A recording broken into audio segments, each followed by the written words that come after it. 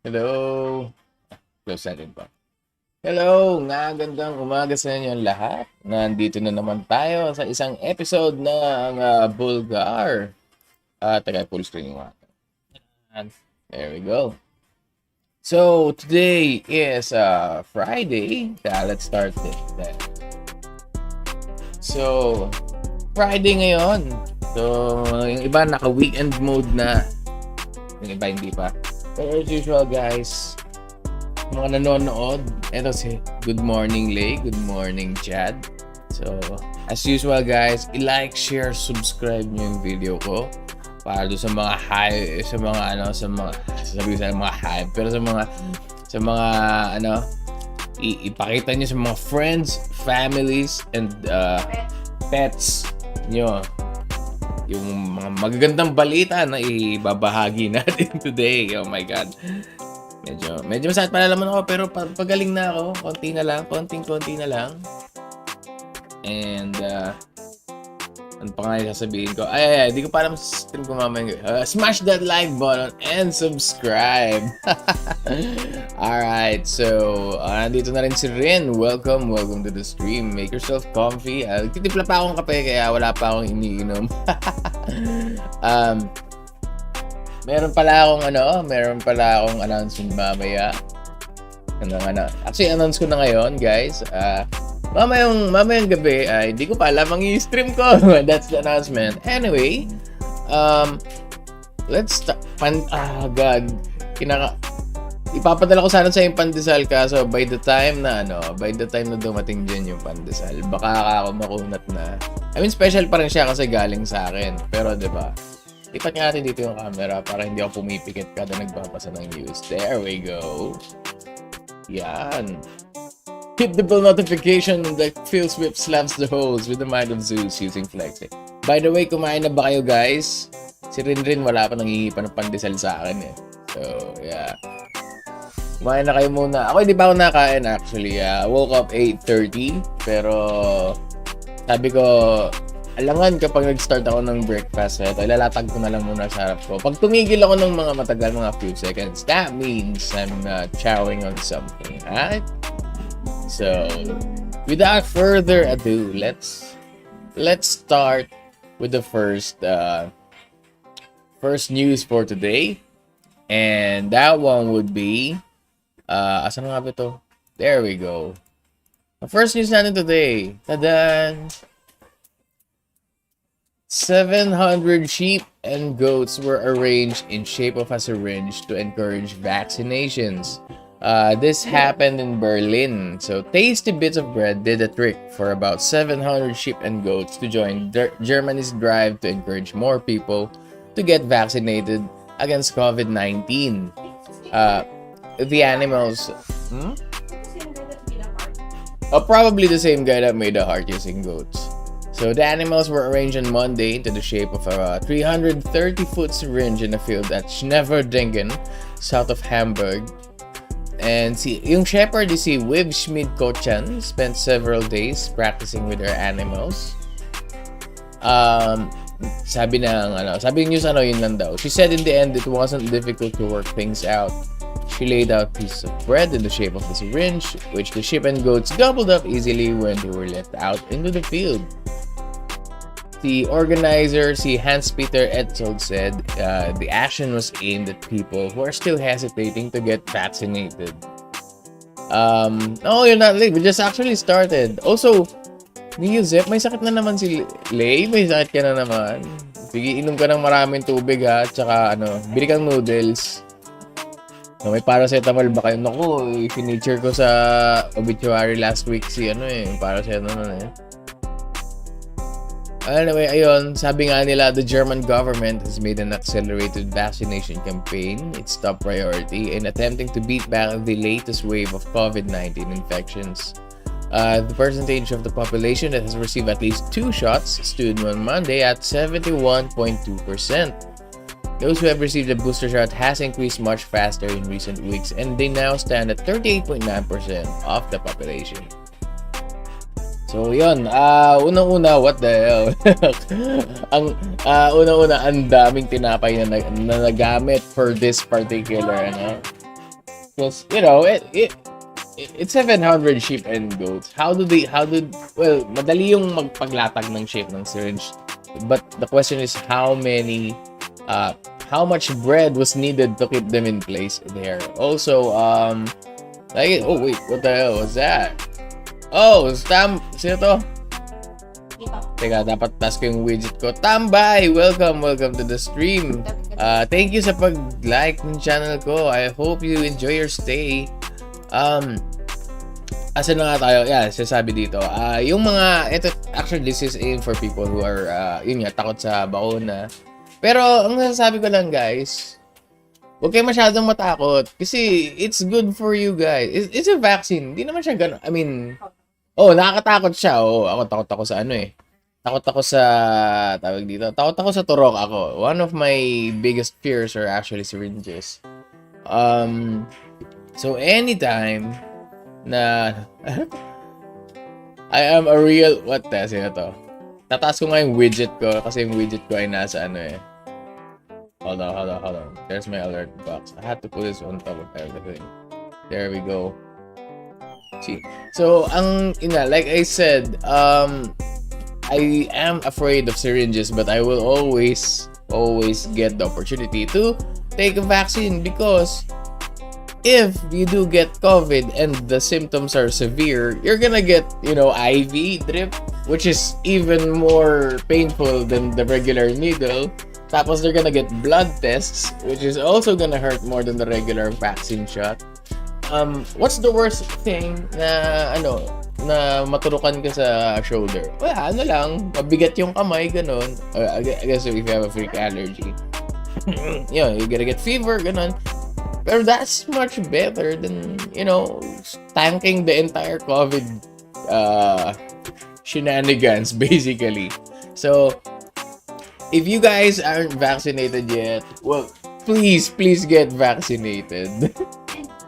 And boosted. I already want to go to the mall. And it's still not a nice thing to do right now, given 95% dito sa severe COVID ward. Si Doc Ryan na yung nagsabi, 95% of the patients sa severe COVID ward are not vaccinated. So yeah, get vaccinated. So this is Also, kawawa naman si Ate Shepherd. Nag-effort siya na maglatag ng tinapay. Yeah, she made the effort to lay out the bread in the shape of a syringe. So, at least, diba, appreciate her message. Get shot. Mahiya kayo sa tupa. Kung yung tupa, if it takes 700 sheep to tell you to get vaccinated, that's, basically. Alright. So, from something that's preventive, let's go for something na medyo medicinal. Let's go for something slightly medicinal naman, diba? Although not really. Some people say it's medicinal, but it's not. What am I talking about? Of course, a thigh chain's cannabis pizza is trendy, but it won't get you high. Alright. Medicinal. Anyway, this happened in Bangkok, in Thailand, and one of Thailand's major fast food chains has been promoting its Crazy Happy Pizza this month. It's called Crazy Happy Pizza. It's an under the radar product. Wala siya sa menu. You have to ask them specifically about the Thai chain. Yeah. It has, as you can see, it has an entire cannabis leaf on top of it. It's legal, it's perfectly legal, but it won't get you high. We'll talk about that later. So, veterans of the Backpacker Trail, familiar with the legendary pizza parlors of Cambodia, kasi uso daw sa Cambodia ang pizza parlors. So they offer, they decided, let's try something new and let's put cannabis leaves, di ba? Pizza, everyone gets high even without it. I get that. You remember, like Papa John's or Shakey's, when they deliver yung buy one take one, it always feels like they only send one. Kasi laging ubos agad kahit buy one take one siya. So someone asked, what if someone gets high, diba, with this cannabis? Sabi nga nitong si Panusak Suensatbun, which is the manager. They treat it as garnish. They just put it here, It's just, you're supposed to eat it rin kasi. So, it's just a marketing campaign actually, sabi nung general manager. It's just a marketing campaign and you can taste the cannabis, and then if you have enough, you may get a bit sleepy. So that's the worst kasi it's a mashup of toppings, evoking the flavor of Thailand's famous Tom Yum Gai soup. So it's a pizza that tastes like Tom Yum Gai, along with the deep-fried cannabis. Deep-fried yung cannabis, okay. It's also infused into the cheese crust, and then there's chopped cannabis in the dipping sauce. So, mostly yung dahon lang siya, basically. Because, for those na unfamiliar with the thing, cannabis kasi, most of the active ingredient, which is yung cannabidiol or something like that, yung mga TCH, mas concentrated siya around the buds, around yung mga flowers ba yun, or basta around tama, yung mga flowers. Oh yeah, kasi cannabis I've seen cannabis used in bread, not for the not for the anong tawag to, not for the high pero I've seen bread na may mga chopped up cannabis leaves mixed with the flour. And hindi siya made for the high thing. It's actually panglasa lang. But yeah, if you want to get really high, you go for the buds. Tapos sometimes you get the oil extract, mas concentrated yon. They use it as tincture. Pero for this part, if it's just the leaves, so it's not really, there's not much of a kick basically. Pero yun nga, savvy actually, I have to hand it to this guy, savvy siya. Sabi niya, I don't think the market is ready for cannabis products yet, sabi ng GM. And they knew this. Yeah. They knew this since the beginning kasi we only wanted to be the first mover to launch something new and innovative in the market. Kasi they're actually, this is not the first experimental pizza they had. They also had durian pizza, incorporating, durian as toppings instead of pineapple. They didn't care if it didn't sell. More important for them is if, it's just there. As long as kami ang first sa durian pizza. Masabi lang nila basically. So, yeah, I mean, they're trying something new, diba? What the hell? Yes, indeed, durian pizza, yeah. I mean, this is Tom Yum Gai pizza. That in itself, even without the cannabis, it's even without the cannabis, it's yeah, it's already experimental. But durian pizza, what's next? Ano bang Thailand? Hindi ako familiar sa Thai cuisine eh. Pero kung sa Pilipinas, dinugan pizza, sinigang na pizza, rambutan pizza. Rambutan pizza. How about Lanzones pizza? Ew, mango pizza, yeah. I mean, alright.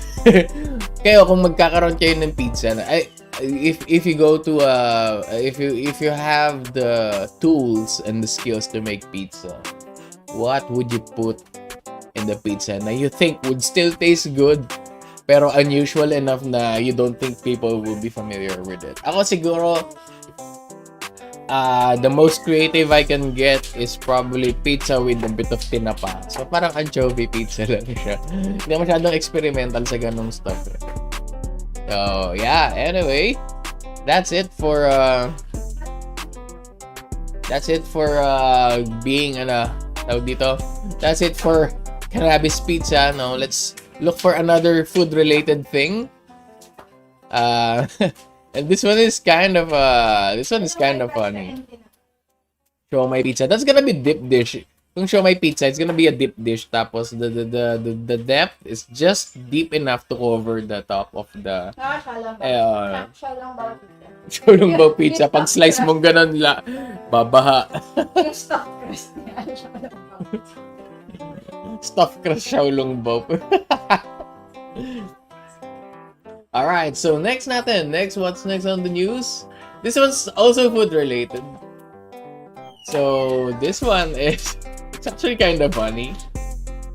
So a dog in Hampshire has been rescued from rising tides with a sausage attached to a drone. So the Jack Russell Terrier is called Millie. She goes by the name Millie. She went missing after coming loose from her lead in Havant. Lead pala, lead tie. So Millie yung pangalan. Is this by any chance is she also VTubing as a witch? Anyway, she was found stranded on the mud flats near Portsmouth with rising tides threatening to sweep her out to the sea. So almost abutan na siya ng high tide. So the rescuers, they were like, oh, we have to try something new. We have to try something because we're desperate. So they were looking for the dog for 4 days already. And one of the rescuers had an idea of attaching a sausage to a drone. Basically in hope of, hopefully the dog smells the thing and and then the dog runs for it. Or best case scenario for me is if the dog bites on the sausage and the drone flies away. Malay natin. I mean, it's a Jack Russell Terrier. It's not a big dog. So, sabi nga ng rescuer, one of the residents on the beach where we were flying from supplied us with the sausages. The woman cooked them up. O, di ba niluto pa yung sausage? And then we attached them with string. So, yun nga eh. The dog just... weird nga na the dog actually found the sausage. Pero, of course, sadly, she didn't bite on the sausage. She just chased after it. And then, they kind of lured the dogs somewhere na mas accessible daw ng boats. And from there, they rescued her. So, we certainly would consider using sausages again. Every dog and search operation is always going to be different, but if we were in a similar situation, we would employ the same tactics. O, di ba? So, meron na silang bagong way para mahuli ang makahanap ng aso basically. Pero ang pinakamalaking takeaway dito is, wow, walang ibang hayop na humabol dun sa sausage. It's just the dog.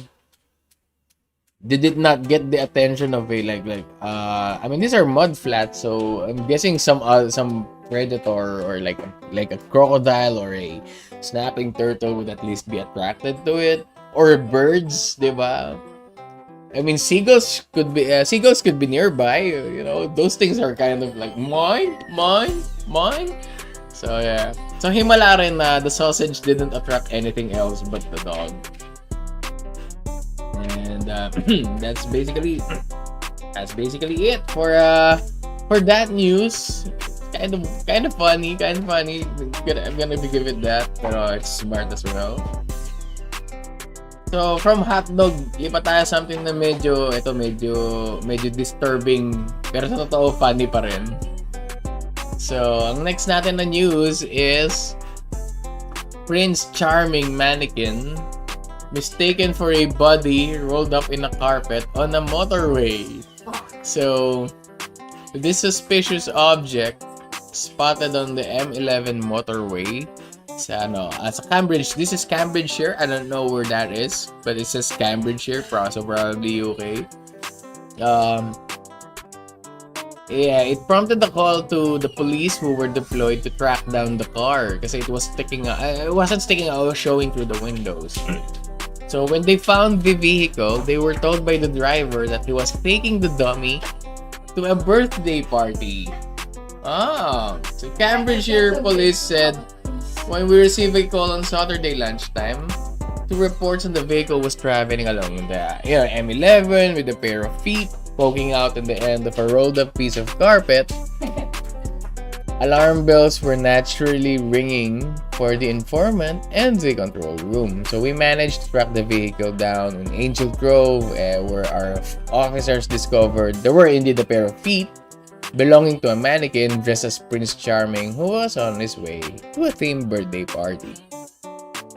So the police force said the driver was given advice, quote unquote, to avoid such circumstances again. So ano ang takeaway ko rito sa balita na to? Well, una, cultured yung birthday celebrant, because if this is the Prince Charming thing, there's a good chance that they're doing a Shrek theme party. And pangalawa, holy crap, who brings mannequins to a birthday party of any nature? Mannequins are creepy. Why would you want that? Why would you want that in your birthday party, though? I mean, mad props for having a Shrek themed party, but yeah, mad props for ano. Pero yun nga eh. Why would you have a mannequin? Blonde, si Charlo. Si Farquaad. This isn't Farquaad. Well, okay, I'll take that back. Di ba Jamie Lannister hair na? Yeah. This is not Prince Charming. This is Lord Farquaad. Di mo ganun, may bangs si Lord Farquaad. Oh, ayun. Nakawi lang nung crown. May bangs pa rin yan or something. Pero, yeah, this is one creepy thing. Okay, so if this is the Prince Charming, then this is probably some Disney thing. Which is kind of scarier for the kid. Yeah. I would also do a Shrek themed birthday party, but not with the mannequin. Definitely not with this one. It's styrofoam, I think. I don't think this is even a proper mannequin. Looks like styrofoam to me. And and last but not least, guys, if you are transporting mannequins, please cover it up so people won't mistake it for actual corpses. Actually, how do you eat that? That's even more suspicious. Store it in the trunk, not in the or kung ano sa rear seat, sa baba lang. Don't have its feet sticking out the window. Like, what the fuck is wrong with you guys? May nakalabas sa paa sa kotse mo. What if it kinda, gets snagged on something, di ba? So that said, at least, di ba, it all went well for everyone. And that wraps up our fourth news for today. So which also means we're going to the next section of our Bulgar, this episode of Bulgar, which is Florida Man. Si Florida Man, guys, ang paborito nating superhero. Diba? Kaaway ng walang kaaway, kakampi ng walang kakampi. Kaibigan ng walang kaibigan, at tagapag-api ng walang umakapi. So, ano ang pinaka-latest na exploit ng ating paboritong superhero, guys? Alaman natin ngayon. This one is also food-related, actually. And medyo maiksi lang report, pero sobrang profound niya, guys. So, sabi dito, Florida man arrested at Waffle House after an alleged outburst of over bacon. Yeah. I mean, I wouldn't blame him because bacon is a sacred food item. If you don't do bacon right, it's an insult to the bacon. So that's why sabi understandable yung motives ni Flo. Where's my water? Inom lang ako. Wait lang. Inom lang ako bago ako magbalitan.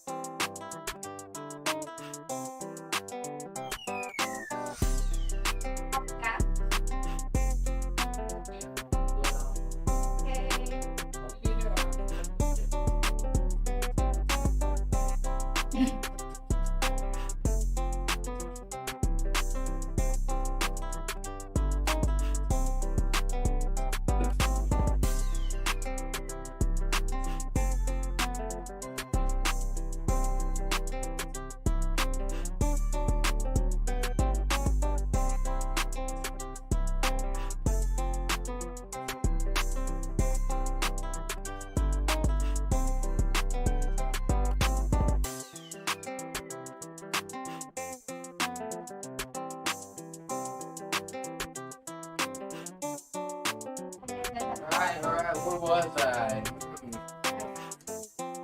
Nag-disappear ako kasi, I've been, I was making coffee. Wait lang. Ura.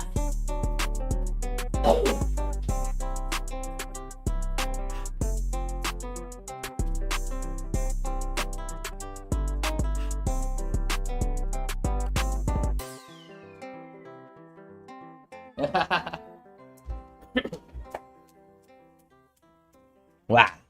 There we go. Tada! Actually, ang weird ng tracking ng YouTube Studio. Anyway, asa na tayo? This news is brought to you by KAPE. Hindi ko alam yung brand, pero ako yung naggiling. So, Muscle brand coffee na siya ngayon. Always start your morning ride with Muscle ground coffee. Anyway, asa tayo? Sabi nga dito ni Florida Man, you better cook the effing bacon, right? Sabi ni Florida Man. Sabi ng police report yon. Police said Florida Man was upset about how his bacon was delivered. The Tampa Free Press reported that the Florida Man is accused of shouting racial slurs at the workers and resisting officers until they threatened him with a taser. But the shouting racial slurs, it's not actually racist, guys. He was actually acknowledging their nationality. This Florida Man. And reports, tapos kaya lang siya nag-stop mag-resist ng arrest is because when the police pulled out a taser, he understood that they're not gonna stand chance if Florida Man was provoked. So he decided he's gonna be the bigger person and he's gonna let himself get arrested.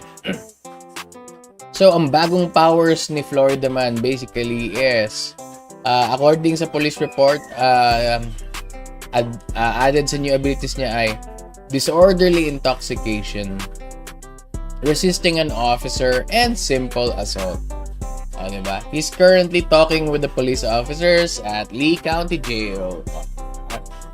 Florida Man teaching us na you have to treat your bacon right. So, ang bacon parang girlfriend yan. You have to treat them right.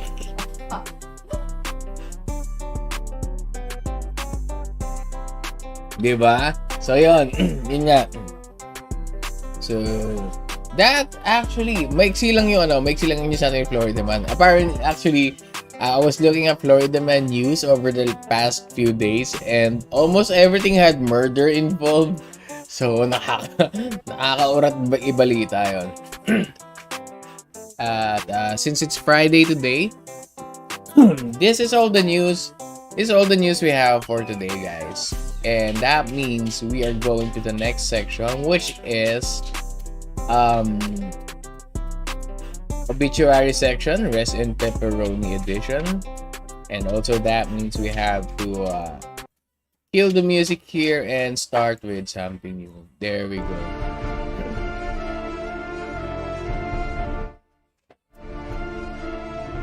Wait lang yan.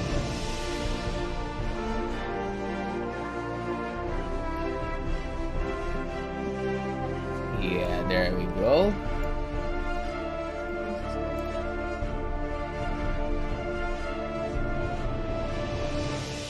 Yeah. Guys, nandito tayo ngayon, guys. Nagtipon-tipon tayo sa obituary section ng BULLGAR, guys. It's the Rest in Pepperoni edition. And tawag dito, we are gathered here today, brothers and sisters, by the grace of our Lord Jesus Christ. And let us pray for these souls to rest. These ones have been part of our lives. Maybe it's a good thing, maybe it's a bad thing. Pero yun nga, we hope that everyone in this list will rest in pepperonis. So, let us go to the first one, which is Hype Beast. So, mga Hype Beast.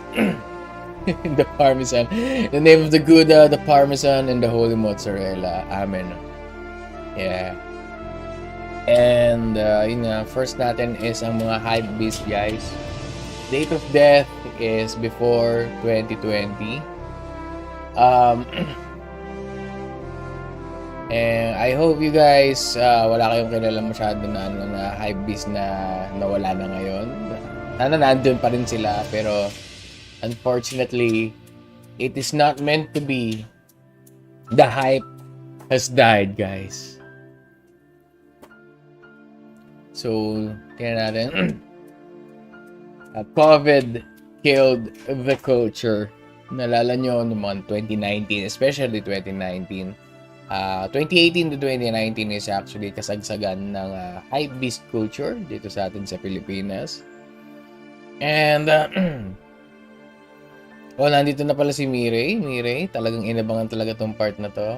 Sige, habang nandiyan ka, like, share, subscribe mo na rin yung video. Ay, hindi pala ako dapat natatawa kasi malungkot tayo, guys, because COVID killed the hype beast culture sa Pilipinas. Oh.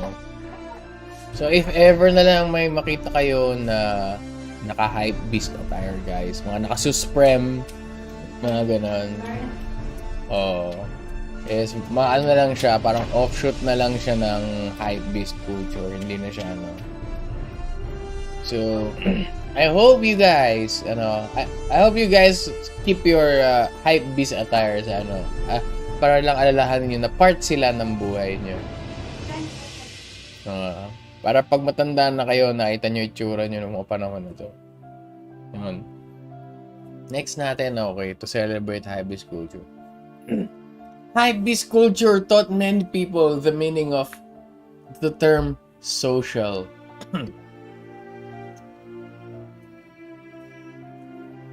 Napagtanto ko to na maraming kabataan na hindi naman masyadong Englishero. Kasi 'di ba, for the longest time people are like hindi sila masyadong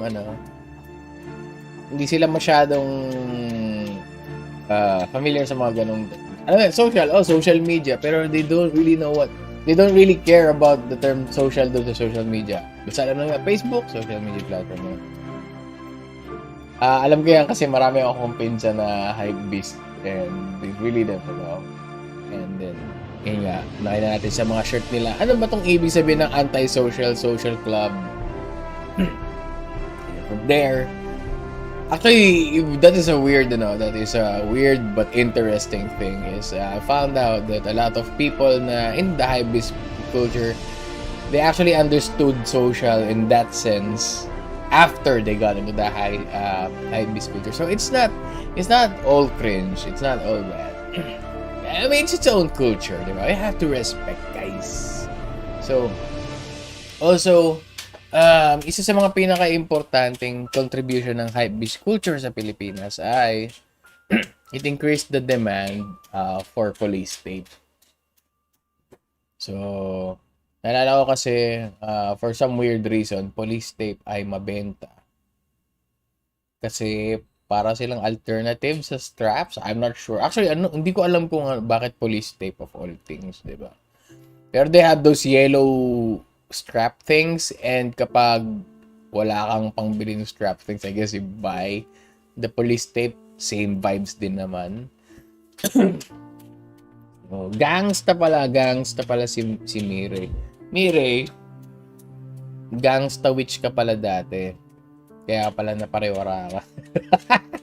Kaya pala ang dami mong cancel ngayon kasi ka pala, original gangsta ka pala, isa kang Pinay original gangsta, also known as Pog. Isa kang Poggers. And yun nga. And the thing na ko pala is, last but not the least, if techwear is the next hype beast, I swear to God, I'ma flip my shit. Kasi ito yung nakikita ko nagtitrending sa ibang bansa. So, most likely, it's gonna creep in about 2 years from now dito sa atin. Although I don't think techwear is a good thing to trend sa Pilipinas because unang-una, mainit dito sa atin. So, the last thing we want is techwear. Pangalawa, I don't know, I feel like, you know, hype beast pero add a chuny factor to it. And that is techwear. I guess mas madaling maglaba kasi itim lahat ng isusuot nyo.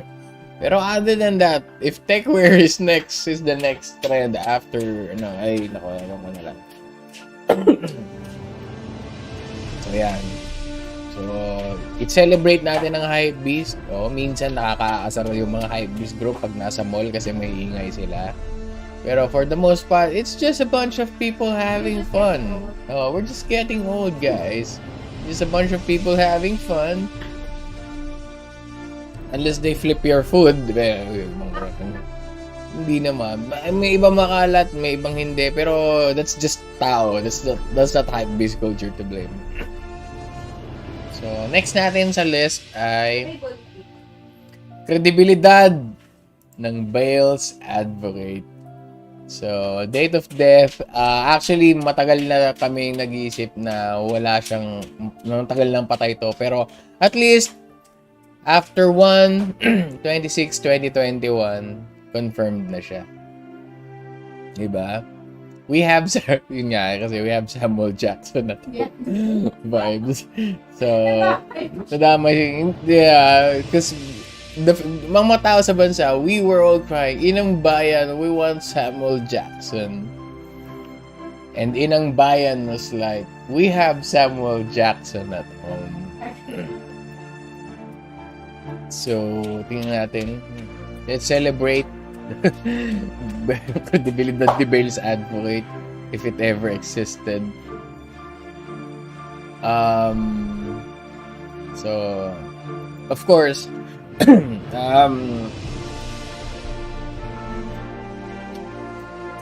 Bales Advocate is supposed to be the last. No, hindi to si Boy Abunda. This is Bales Advocate. Okay? Hindi to si... It's supposed to be less biased than JS. Kasi 'di ba sa Diablo may item na JS, also known as a Jared's Stone. Yun. It's supposed to be less biased than that kasi in Jared's Stone exclusive for sorceress lang. So si Bales Advocate yun. Hindi yan yun. Hindi si Boy Abunda yan. Kita nyo naman, di ba? So, yun. Unang, it's supposed to be less biased than JS. Pero, dakila to, tong si kredibilidad ni Bales Advocate. Tong Bales Advocate kasi. Tawag dito. Mapag-aruga siya kasi, tingnan mo. Spoon-fed si Junior, basically. Sobrang maaruga siya. Maaruga itong si Bales Advocate. Si Junior ni spoon-feed niya. Kasi, nurturing siya, kumbaga. Nurturing individual. Sobrang na spoon-feed niya yun. Tatanungin kita, Junior. May tanong ako, pero sasabihin ko yung sagot para i-repeat mo na lang yung para halos sabihin mo lang yung sinabi ko. O kaya mag-o or hindi ka lang, goods ka na. So, yun. Spoon-feed niya si Junior like the caring individual that he is. Sasuga, Advocate son. And, of course, sunod natin dito is, meron siyempre mga evil force yun. Tinry niyang isabotage yung lugaw. Hindi pala tinry niyang isabotage yung lugaw by si Lilith. Si Lilith. Kasi niya si Lilith, nagtago natin sa pangalan. Si Lilith kasi ay tawag dito. Feel niya it's a threat to Junior. So kaya I'ma let you finish, but he was trying to be Kanye as well, diba? That's how he appreciates certain people, di ba? So, tinry niya. Nung tinatanong niya, sino nagluto ng lugaw, di ba? Sino nagluto ng lugaw? Tapos, bago makasagot yung nagluto ng lugaw, babarahin niya. You know, para to make it low-bad. Pero, fortunately, yung lugaw lumalaban. So, ayun. And last but not least, hellbound anyway. So, at least, diba? At least, alam natin na papunta na ng impyerno tong si Bell's Advocate. Pero at least man lang, dito sa dito sa episode natin ng Bulgar, sa funeral section, at least dito man lang, makatikim man siya ng konting clouds tsaka ng pepperoni bago siya bumulusok pababa sa Karimlan. Diba? So, Bell's Advocate, pepperonis. Taste the pepperonis because there's none of that down there. Oh, yung credibilidad. Credibilidad ni Bell's Advocate. Rest in pepperonis. Taste the pepperonis. Because there's none of that down there. We have Samuel Jackson. Oh no. Naiyak pala ako kasi obituary. Malungkot ako guys. Malungkot. Promise. I swear. Okay. Next natin guys. Next natin sa obituary, of course, is your sleep schedule, guys. Date of death was yesterday and tomorrow and the day after too. 7 to 8 hours daw, sabi ng WikiHow. Pero alam naman natin, na-bullshit ang WikiHow. Actually, kailangan lang natin ay 3 kurap. Basta hindi lang matuyo yung mata, pwede na. Diba? So, next natin na gigising ka daw ng maaga, guys. Gigising daw tayo ng maaga. Magsiset ng alarm 6:30 AM. Tapos mag-workout daw. So, pag gising mo 6:30 AM, ang workout mo actually is yung finger workout. As in, you move the finger to slide. You have to slide your smartphone screen up para mapatay yung alarm or para ma-snooze. Yun yung exercise mo. Tapos, syempre, paggising mo, next pagmulat ng mata mo, 11:30 na, gano'n. Diba? Pero, syempre, di pa tapos yan. Gising ng mga okay lang kasi we are fighting people. Diba? We are a fighting race. Kaya, kahit na mag-fail tayo sa umaga, magpupursige pa rin tayo by trying to continue our fight. We say, tutulog daw ng maaga. So, hindi ako nagising ng maaga, pero this time, matutulog ako ng maaga. 8:30 PM, tapos na lahat ng tasks ko, nakapaghugas na ako ng plato. Para by 9:30, I'm already getting my rest for a full 8 hours, maybe more. Pero syempre, alam naman natin, isang episode na lang, isang game na lang, isang chapter na lang, isang backlog na lang. Diba? Gano'n kabilis naman ang isang anime episode? 22 minutes lang naman ang average anime episode, diba? And, gano'n ba katagal ang isang game ng League of Legends or ng Valorant? 30 minutes lang naman, diba? Hindi naman siguro malaking bagay yon. Pero, it still catches up to you guys. Diba?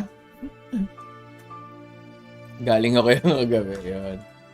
And, diba? Pinaka-masakit sa lahat ay weekend bukas. So, ibig sabihin, if you have a proper sleep schedule ng weekend, well, loser kayo.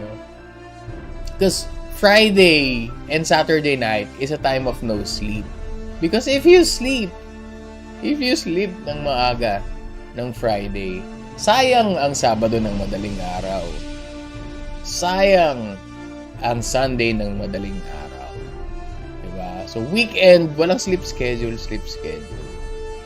So, yung bio clock mo, na akala mo nag-normalize na noong Thursday, although hindi talaga really, is lalong hindi magno-normalize sa weekend. Because weekend should be celebrated, should be appreciated, and its full 72-hour glory. And every hour you spend sleeping is every hour you spend not enjoying the weekend. So rest in peace, sleep schedule. Kung nasan ka man, rest. Rest. No rest for us. So next, last but definitely not the least, and the last item natin this January of 2022, guys, is walang iba kung hindi si Alon the Bangus. Date of death is 1/16/2022. Kaya magkakape lang ako.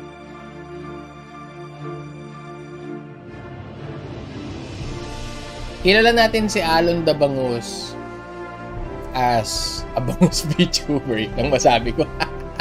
Anyway. So, yun nga. Pero, tawag dito yung redfish. Siya ang ating pambansang isda. Kung alam nyo lang yun, siya ang pambansang isda. Kung hindi nyo alam yon, hindi kayo tunay na Pilipino.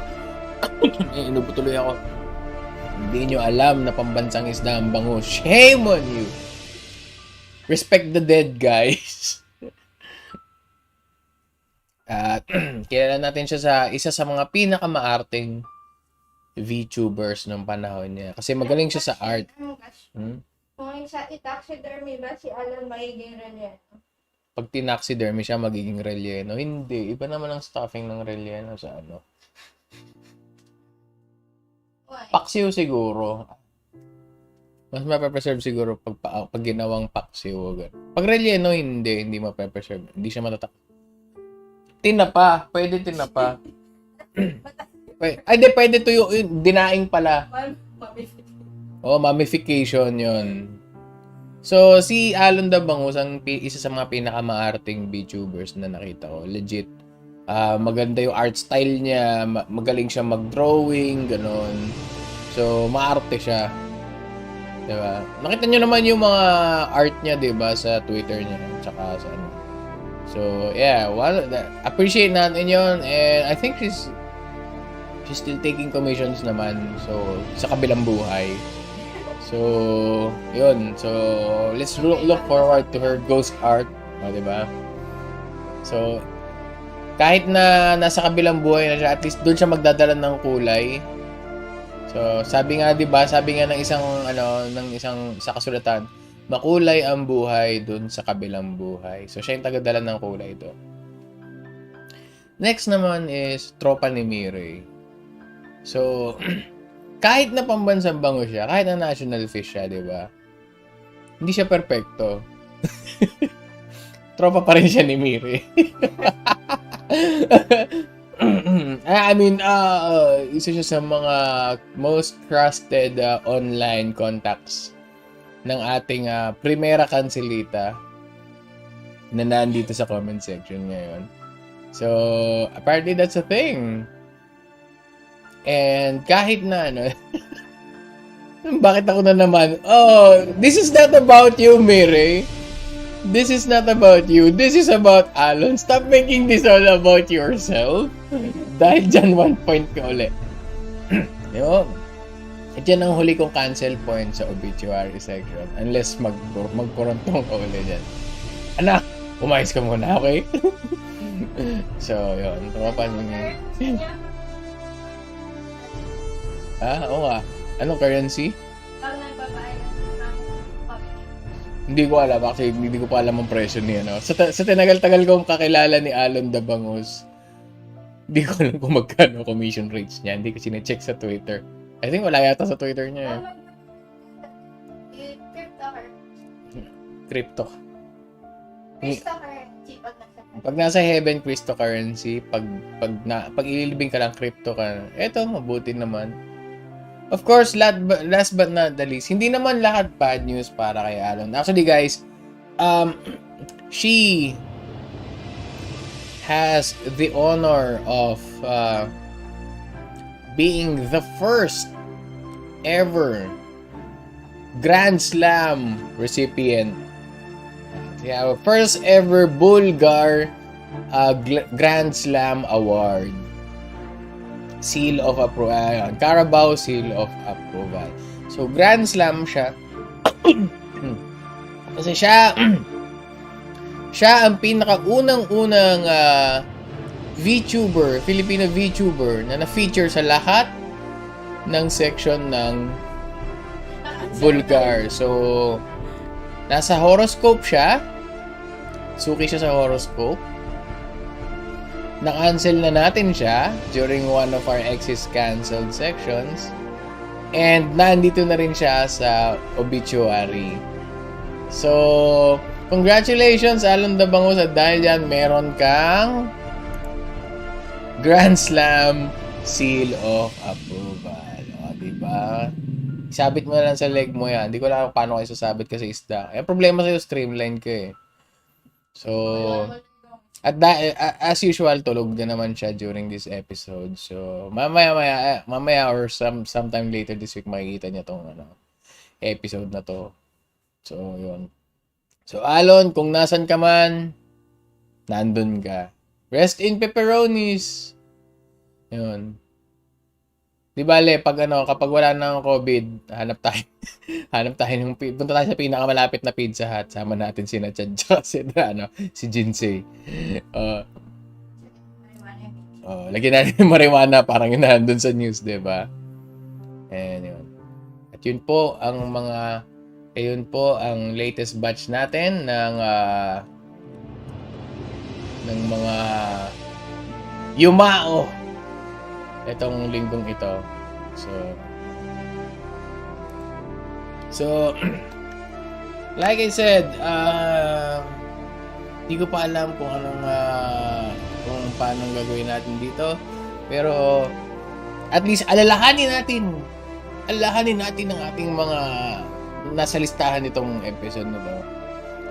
Tanda natin, ewan ko kung maganda o pangit, mga Yumao. Yeah, mga Yumao na sila, diba?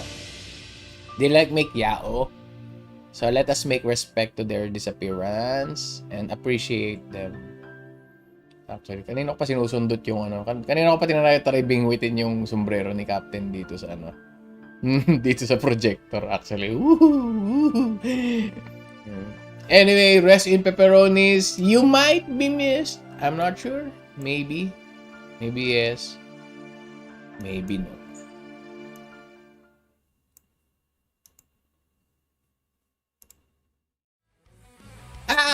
Okay. Tapos na episode natin ng BULLGAR. Gutom na ako. Gusto ko nang kumain. Ay, meron ba kayong maganda recommend na anime? Kasi ang anime ko lang na sinusundan ngayon is Sonobisk, which is mabagal kasi bagong series pa lang siya. Yung sa police, yung tungkol dun sa mga female na police. And, tawag dito, yung Inuyasha. Actually, sinusundan ko yung Inuyasha. Oo, yung mga anak na nila yung bida. Yung mana. Pero may bagong, older than Naruto.